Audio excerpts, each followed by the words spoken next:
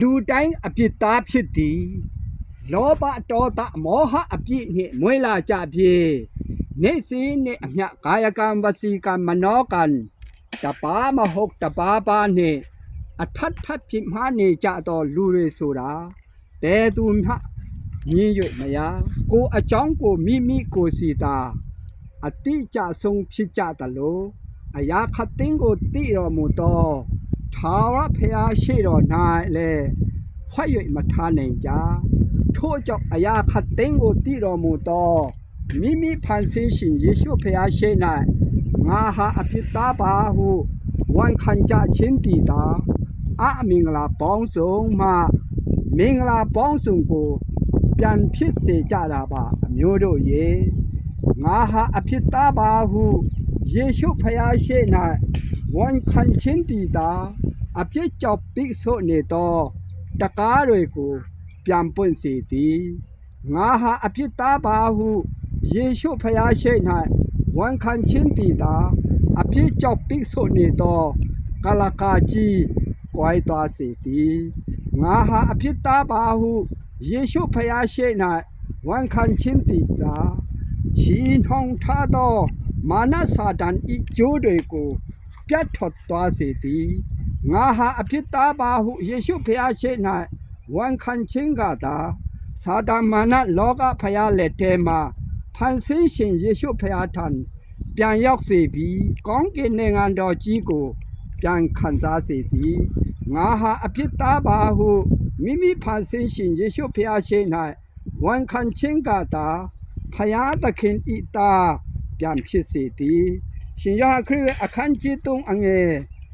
6မှာယေရှုဖျားမှာဇာတိပကတိမွေးသောအရာသည်ဇာတိပကတိဖြစ်၏ဝိညာဉ်တော်မွေးသောအရာသည်ဝိညာဉ်ဖြစ်၏ဟုဆိုသည်ဇာတိပကတိမွေးသောအရာဆိုသည်မှာအဖေနှင့်အမေကြားနှင့်မအပေါင်းစာပြေထွက်လာသောလူကိုအပြစ်သားဟုခေါ်သည်ဝိညာဉ်တော်မွေးသောအရာဆိုသည်မှာထာဝရဘုရားစင်စစ်မှယေရှုနာမည်ဖြင့်လူစားတိကိုခံယူလာပြီးအဖြစ်အတွက်လက်ဝါးကားတိုင်မှာအသေးခံအသွေးတော်ကိုစားပြုပေးပြီး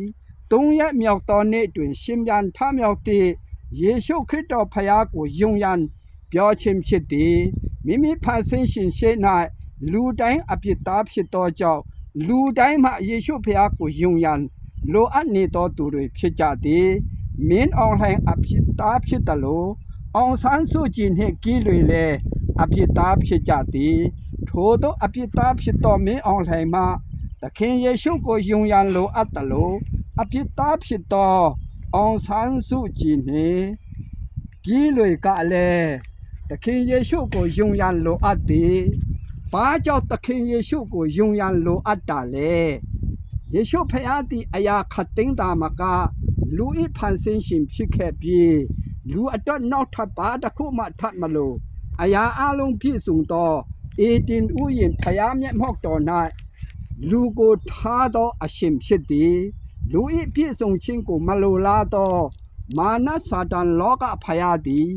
လူကိုအပြစ်တို့သွေးဆောင်သည့်အတိုင်းမိဖန်ဆင်းရှင်စကားထဲမာနစာတန်လောကဖျား၏စကားကိုသာနားထောင်ခြင်းမှစ၍လူသည်အပြစ်သားဘဝရောက်သွားပြီး